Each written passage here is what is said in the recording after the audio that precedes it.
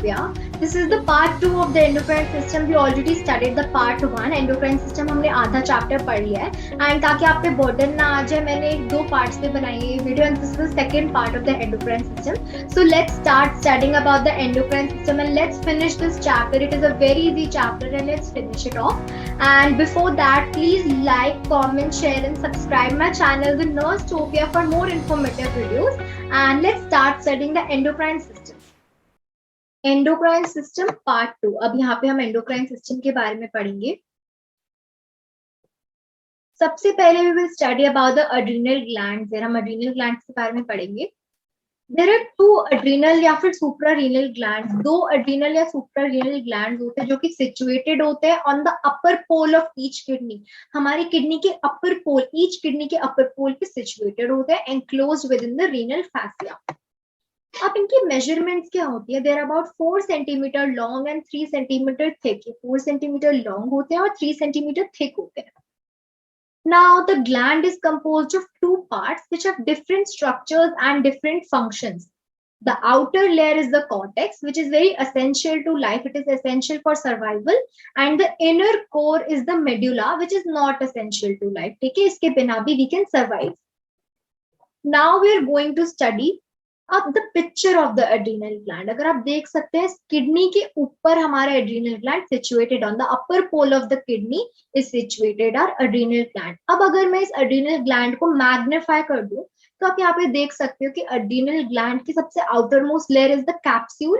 Capsule के अंदर आता है कॉर्टेक्स, फिर उसके अंदर आता है मेडुला और मेडुला के अंदर होते हैं हमारे बहुत सारे ब्लड वेसल्स. तो आप देख सकते हैं the medulla is surrounded by the cortex.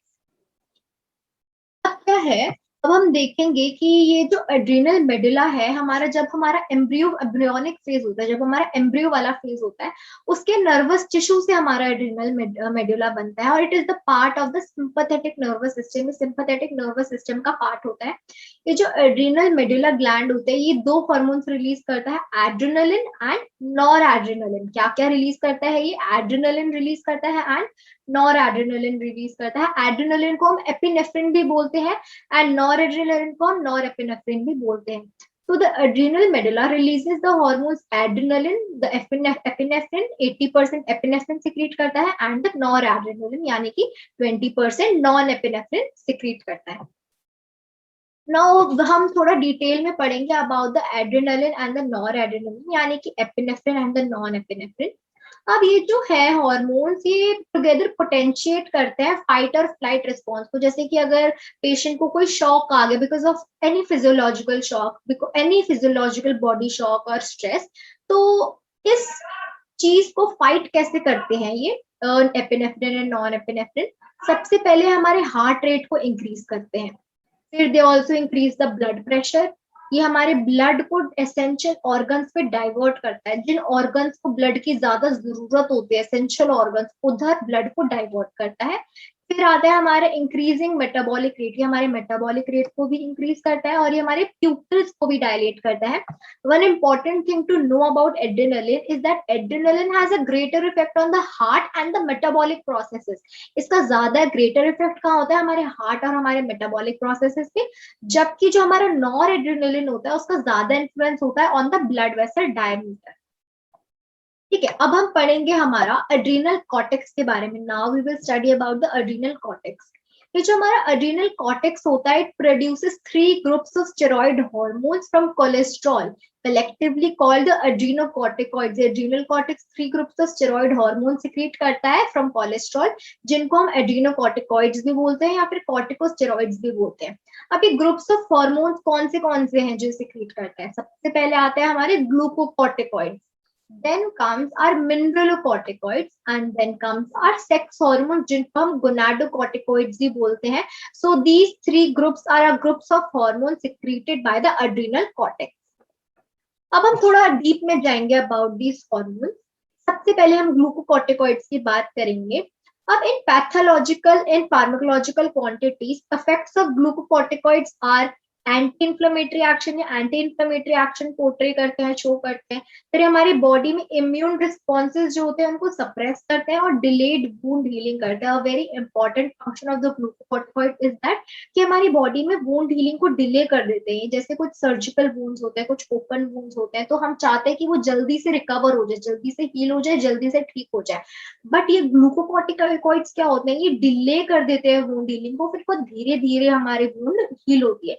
इसलिए प्रॉपर लेवल्स को कंट्रोल करना, ग्लूकोकॉर्टिकॉइड लेवल का कंट्रोल होना बॉडी में बहुत जरूरी है। लेवल्स में होना चाहिए, प्रॉपर लेवल में होना चाहिए, ना ज्यादा ज्यादा होना चाहिए ना ज्यादा कम होना चाहिए। अगर ज्यादा हुआ तो वुंड हीलिंग डिले हो जाएगी, और अगर कम हुआ तो एंटी इन्फ्लेमेटरी एक्शन भी नहीं होंगी, इम्यून रिस्पॉन्सेज भी नहीं शो होंगी, कुछ भी नहीं होगा। इसलिए बहुत लेवल में कंट्रोल्ड अमाउंट में होने चाहिए ग्लूकोकॉर्टिकॉइड्स इन आवर बॉडी। अब हम मिनरलोकॉर्टिकॉइड्स की बात करेंगे। अनदर थिंग अबाउट ग्लूकोकॉर्टिकॉइड, जो ग्लूकोकॉर्टिकॉइड्स होते हैं they are very essential for life. हमारे मेटाबॉलिज्म को रेगुलेट करते हैं, हमारी बॉडी में इंफ्लेमेशन, इम्यून रिस्पॉन्सेज और स्ट्रेस को रेगुलेट करते हैं। और सबसे इंपॉर्टेंट बात, एक ग्लूकोकॉर्टिकॉइड्स की सिक्रीशन कब इंक्रीज होती है, इन रिस्पॉन्स टू स्ट्रेस। अगर हमारी बॉडी में कोई इन्फेक्शन हो रहा है या सर्जरी हो रही है तो हमारी body is undergoing a lot of stress at that time, तो उस टाइम पर ग्लूकोकॉर्टिकॉइड सिक्रीशन इंक्रीज हो जाती है। Now we will talk about the mineralocorticoids. The aldosterone is the main mineralocorticoid. सबसे main mineralocorticoid कौन सा होता है? Aldosterone होता है. It is involved in maintaining water and electrolyte balance. ये किसमें इन्वॉल्व होता है? वाटर एंड इलेक्ट्रोलाइट बैलेंस को मेंटेन करने में होता है। कैसे? ये स्टिमुलेट करता है सोडियम की रीअब्जॉर्प्शन को by the renal tubules and excretion of potassium in the urine. यानी कि ये बोलता है कि सोडियम को रीअब्जॉर्ब कर लो रीनल ट्यूब्यूल से और एक्सक्रीट कर दो potassium in the urine. So that's why it stimulates the reabsorption of sodium by the renal tubules and excretion of potassium in the urine, and that is how it is involved in maintaining water and electrolyte balance. अब हम पढ़ेंगे about the renin angiotensin aldosterone system. इसमें क्या होता है, जब हमारे body में रीनल ब्लड फ्लो कम हो जाता है, रिड्यूस हो जाता है, या फिर जब sodium blood sodium levels fall होते हैं, तो हमारी किडनी सेल्स एक एंजाइम को सिक्रीट करती है। उस एंजाइम का नाम होता है renin. When renal blood flow is reduced और blood sodium levels fall, the enzyme renin is secreted by the kidneys. अब ये जो रेनिन होता है ये हमारे बॉडी में प्लाज्मा प्रोटीन होता है जिसका नाम होता है एंजियोटेंसिनोजन, जो कि लिवर प्रोड्यूस करता है। रेनिन इस एंजियोटेंसिनोजन को कन्वर्ट कर देता है, किसमें? एंजियोटेंसिन 1 में कन्वर्ट कर देता है। So renin converts the plasma protein angiotensinogen produced by the liver to angiotensin 1। अब आप सब लोगों ने सुना होगा एक ड्रग की कैटेगरी है एस इनहिबिटर्स। एस का फुल फॉर्म होता है एंजियोटेंसिन कन्वर्टिंग एंजाइम। ये जो एस इनहिबिटर्स होते हैं ये एंजियोटेंसिन 1 को एंजियोटेंसिन 2 में कन्वर्ट कर देते हैं, जिसके बाद there is stimulates the secretion of aldosterone. सबसे पहले रेनिन ने एंजियोटेंसिनोजन को एंजियोटेंसिन 1 में कन्वर्ट करा, फिर उसके बाद एस ने एंजियोटेंसिन 1 को एंजियोटेंसिन 2 में कन्वर्ट करा। अब एंजियोटेंसिन 2 क्या करता है? इसका बेसिक फंक्शन होता है vasoconstriction. Angiotensin 2 causes vasoconstriction and increases the blood pressure। ये ब्लड प्रेशर भी इंक्रीज करता है। Now we will talk about the sex hormone, जिनको हम गोनाडोकॉर्टिकॉइड्स भी बोलते हैं। ये जो सेक्स हार्मोन्स होते हैं हमारे, they are secreted by the adrenal cortex and they are mainly androgens. ये जो sex hormones adrenal cortex secrete करते हैं मेनली मेल सेक्स हार्मोन्स ही सिक्रीट करता है ये। And basically although the amounts produced are insignificant compared with those secreted by the testes and ovaries in late puberty and adulthood. जो late puberty and adulthood में जब हमारे sex hormones secrete होते हैं तो ये बहुत लार्ज अमाउंट में सिक्रीट होते हैं। बट वैसे अपार्ट फ्रॉम दीज फेजेस जब हमारे गोनाडोकॉर्टिकॉइड सिक्रीट होते हैं तो बहुत इनसिग्निफिकेंट कम अमाउंट में सिक्रीट होते हैं। Now we will talk about the pancreatic islet. अब हम पैंक्रियाटिक आइलेट्स की बात करेंगे। Only 2% of the pancreatic tissue has an endocrine function और clusters of cells से बना हुआ होता है जिनको हम pancreatic islets बोलते हैं। और इन pancreatic islets को हम islets of Langerhans भी बोलते हैं। ये throughout the gland scattered होते हैं हमारे। अभी जो पैंक्रियाटिक हार्मोन्स होते हैं सिक्रीट करते हैं हमारे directly into the blood stream and they circulate throughout our entire body. अब ये जो पैंक्रियाटिक आइलेट होते हैं कितने होते हैं? There are 1 to 2 million pancreatic islets which contain 3 types of hormone secreting cells. कौन से cells? Alpha cells which secrete a hormone called glucagon, then beta cells, the most numerous, सबसे ज्यादा होते हैं beta cells which secrete insulin, and then comes the delta cells which secrete a hormone called somatostatin. So glucagon, insulin and somatostatin are the three hormones secreted by the alpha, beta and delta cells respectively. Now we will talk about the pineal gland. ये जो pineal gland होता है ये 10 millimeter long होता है, it is reddish brown in colour, 10 millimeter long measurement है इसके, इसका कलर इज रेडिश ब्राउन. अब ये जो pineal gland होता है एक स्मॉल बॉडी होती है attach to the root of the third ventricle, ठीक है, एंड इट में टर्मिनेट इन द हाइपोथैलेमस. मैं आपको अभी इसकी पोजीशन दिखाऊंगी एक इमेज में, नेक्स्ट स्लाइड में. अब ये जो पीनियल ग्लैंड होता है it is also surrounded by a capsule, ये कैप्सूल से भी सराउंडेड होता है. और ये जो ग्लैंड होता है tends to atrophy after puberty, atrophic हो जाता है आफ्टर प्यूबर्टी और कैल्सिफाई हो जाता है लेटर लाइफ, जिसका यूज नहीं होता. अब अगर आप ये इमेज देखोगे तो आप देख सकते हो कि थर्ड वेंट्रिकल से अटैच्ड है ये पीनियल ग्लैंड. सो इसकी पोजीशन क्या होती है, it is attached to the third ventricle and then hypothalamus में भी ये टर्मिनेट करता है. Now let's talk about melatonin. अब हम मेलेटोनिन की बात करेंगे. अभी मेलेटोनिन है क्या, हम क्यों कर रहे हैं अचानक मेलेटोनिन की बात. Basically it is the main hormone secreted by the pineal gland. Melatonin is the main hormone secreted by the pineal gland, और इसकी जो सिक्रीशन है सप्रेस हो जाती है by day light and it is increase during the night time. यानी कि melatonin दिन में कम सिक्रीट होता है, सप्रेस हो जाती है इसकी सिक्रीशन, और सबसे ज्यादा मेलेटोनिन सिक्रीशन कब होती है, रात में होती है, ड्यूरिंग डार्कनेस होती है.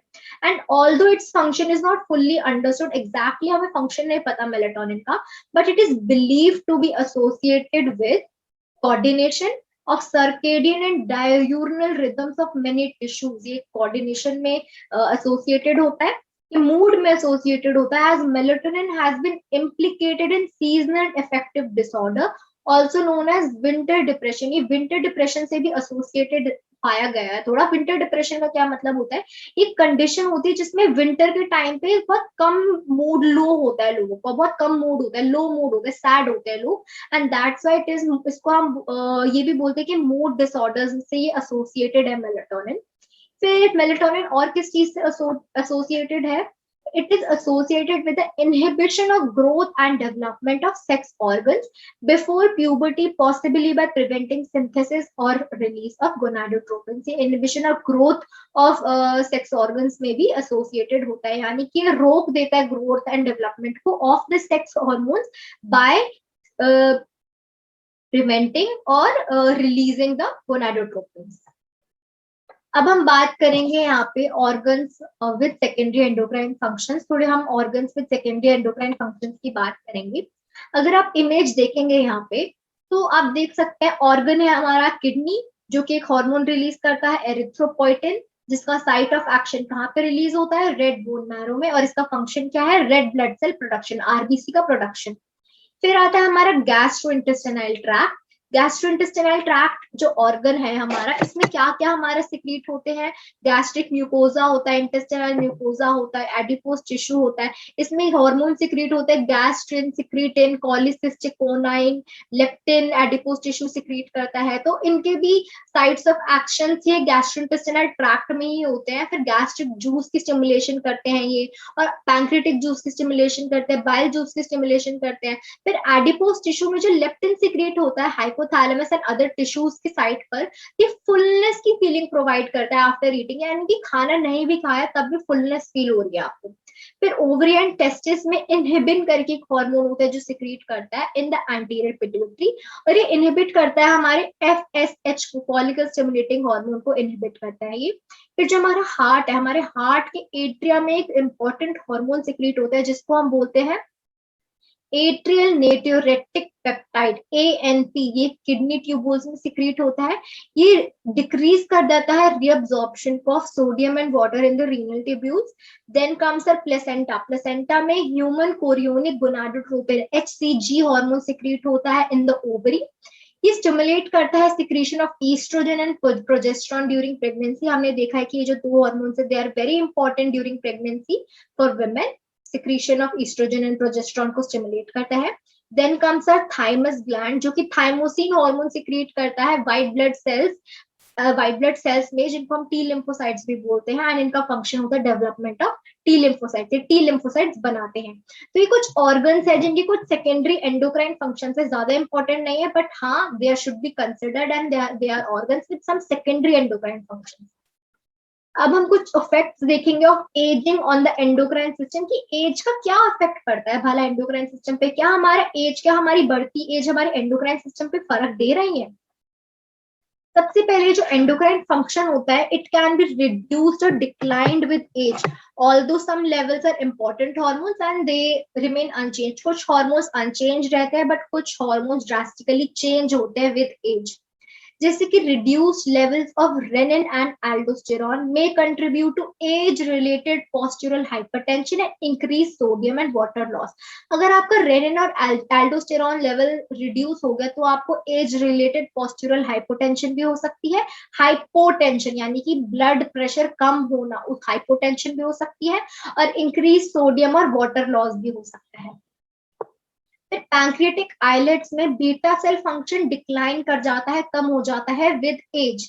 इसका क्या मतलब होता है? इसमें क्या होता है कि अगर पेशेंट को, अगर किसी को वेट गेन ज्यादा हो रहा है मिडिल लाइफ और ओल्डर लाइफ, उसके बाद उसको डायबिटीज जो बहुत ही कॉमन होती है ऐसे लोगों में, कि उनको अगर मिड लाइफ या लेटर अडल्ट लाइफ में, ओल्ड एज में अगर उनको वेट बहुत ज्यादा है तो उनको टाइप 2 डायबिटीज मेलाइटस बहुत कॉमन हो जाती है। वो क्यों होती है? क्योंकि पैंक्रियाटिक आइलेट्स में बीटा सेल फंक्शन डिक्लाइन कर जाता है विद एज, स्लिप होती है। Ovarian secretion of female sex hormone decline after menopause. Menopause के बाद ovarian secretion female sex hormone की कम हो जाती है, लेकिन मेल्स में टेस्टोस्टेरोन हार्मोन तब भी हाई रहता है इवन आफ्टर ओल्ड एज। इसलिए after a particular age females can not get pregnant, but mails can through out reproduce through their entire life. अब जो पीटीएच है, पैराथायराइड हार्मोन, भी विद एज इंक्रीज करता है, राइज करता है पीटीएच विद एज, जिसकी वजह से ऑस्टियोपोरोसिस भी हो सकता है। It is a bone disorder. If PTH parathyroid hormone level rises with age, तो एक डिसऑर्डर के लिए कंट्रीब्यूट हो सकते हैं जिसको हम बोलते हैं osteoporosis. Then the risk of most endocrine cancers rises with age. का एक risk काफी increase हो जाता है of endocrine cancers rising with age. That's why we have to be very careful with the hormones in our body, कि हमारी body में जो endocrine hormones है वो particular level में है, control में है, and we have to take care of it. We have to go for regular checkups. So this was endocrine system part 2. हमने यहाँ पे क्या क्या पढ़ा? हमने यहाँ पे सबसे पहले एड्रीनल ग्लैंड के बारे में पढ़ा, कॉर्टेक्स मेडुला के बारे में पढ़ा, हमने इस इमेज के बारे में पढ़ा प्रॉपरली, हमने देखा कहाँ सिचुएटेड होता है, मेडुला सबसे अंदर होता है, फिर कॉर्टेक्स होती है और सबसे पहले कैप्सूल कवर करती है। फिर हमने एड्रीनल मेडुला के बारे में पढ़ा कि दो हार्मोन रिलीज करता है, एड्रेनलिन एंड नॉर एड्रेनलिन, जिसको हम एपिनेफ्रिन और नॉर एपिनेफ्रिन भी बोलते हैं। देन हमने एड्रेनलिन एंड नॉर एड्रेनलिन के फंक्शंस देखे। फिर we studied about the adrenal cortex and the 3 groups of hormones secreted by the adrenal cortex, which are the glucocorticoids, the mineralocorticoids, and the gonadocorticoids, जिनको हम sex hormones भी बोलते हैं। We also studied about the renin, angiotensin, aldosterone system. हमने renin, angiotensinogen, angiotensin 1, angiotensin 2 इसके बारे में भी पढ़ा, जिसको हम overall बोलते हैं renin, angiotensin, aldosterone. Then we studied about the pancreatic islets, alpha, beta and delta cells, और अलग अलग हार्मोन जो ये सिक्रेट करते हैं, ग्लूकेगॉन हार्मोन, इंसुलिन हार्मोन और somatostatin hormone. Then we studied about the pineal gland, and pineal gland की position हमने इस इमेज में देखी। Then we studied about melatonin, which is the main hormone secreted by the pineal gland. इसका function exactly हमें नहीं पता, but कुछ कुछ है, इस कोऑर्डिनेशन, मूड में एसोसिएटेड होता है ये, and inhibition of growth and development of sex organ से ये एसोसिएटेड होता है। फिर हमने कुछ ऑर्गन्स देखे जिनके कुछ सेकेंडरी एंडोक्राइन फंक्शंस होते हैं, कुछ ऑर्गन्स जो कुछ हार्मोन सिक्रीट करते हैं जिनके हमारी बॉडी में कुछ फंक्शंस होते हैं, they are the organs with secondary endocrine functions. And then we studied about the effects of ageing on the endocrine system, यानी कि हमारी बढ़ती एज के साथ क्या हमारे एंडोक्राइन सिस्टम पे, क्या हमारे रिलीज हार्मोन्स पे इफेक्ट पड़ता है, कुछ हमने उसके बारे में भी पढ़ा। So I hope everything is clear to you about the endocrine system. The part 2 of endocrine system is over and I hope you understood everything. If you have any doubts, you can ask to me in the comment section. I will be answering to you in the comment section. And I am taking video requests if you want us to study some particular topic together, then please drop the name of the topic in the comment section and we will study it together. And thank you so much for staying till the end of this video. And I hope you understood everything. And bye.